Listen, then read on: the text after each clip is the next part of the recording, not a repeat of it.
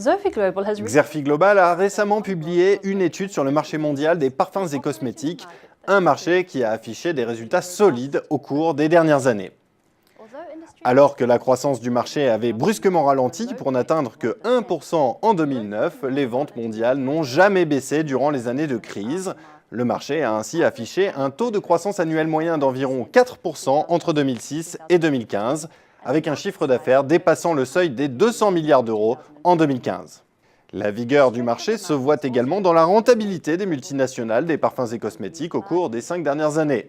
La grande majorité d'entre elles ont ainsi vu leur taux de marge opérationnelle dépasser les 10% en moyenne sur la période 2010-2015. Plusieurs facteurs ont permis aux opérateurs de traverser la période d'après-crise et certains d'entre eux resteront des moteurs de croissance dans les années à venir. Premièrement, les marchés émergents ont été l'un des principaux moteurs de croissance du marché mondial ces dernières années. En effet, la région Asie-Pacifique représente désormais plus d'un tiers de la demande mondiale de produits de cosmétiques et parfums. Malgré le ralentissement économique touchant de nombreux pays émergents, la simple taille de leur population fait que ces marchés restent très lucratifs. Par ailleurs, les marchés émergents recèlent d'un potentiel énorme puisqu'ils restent loin d'être saturés, la dépense par tête y étant environ 6 fois inférieure à celle dans les marchés plus matures.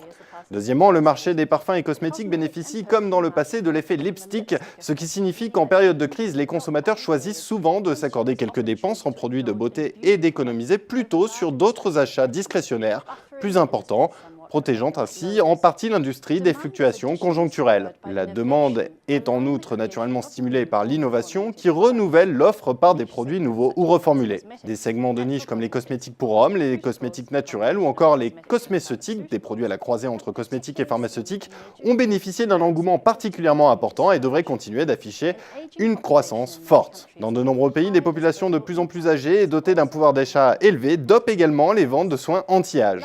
Enfin, la numérisation de l'économie a ouvert de nouvelles opportunités en termes de marketing et de canaux de distribution.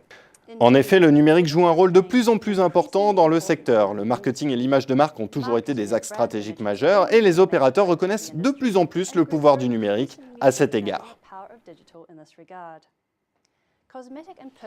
Les groupes de parfums et cosmétiques s'écartent ainsi progressivement des grandes campagnes médiatiques traditionnelles et se tournent davantage vers une communication multicanale, plus ciblée, plus variée et plus dynamique.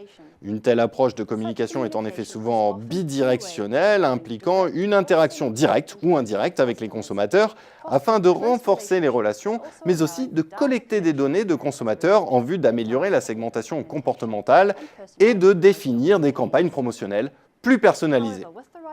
Néanmoins, la montée du numérique et plus particulièrement des réseaux sociaux apporte aussi le défi d'une clientèle mieux renseignée et plus exigeante, les opinions des consommateurs et le partage sur les réseaux sociaux étant de plus en plus intégrés dans les processus de décision d'achat.